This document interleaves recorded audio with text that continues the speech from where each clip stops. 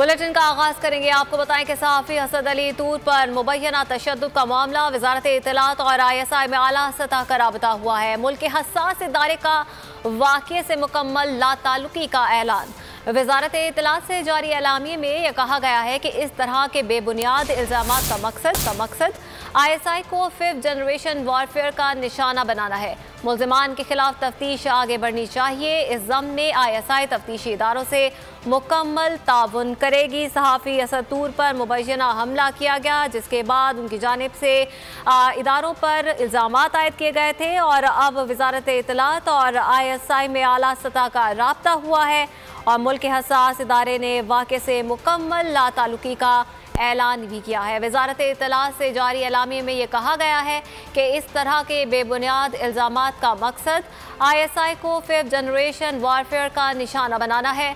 मुल्ज़िमान के खिलाफ तफ्तीश आगे बढ़नी चाहिए। इस ज़म्न में ISI तफ्तीशी इदारों से मुकम्मल ताउन करेगी।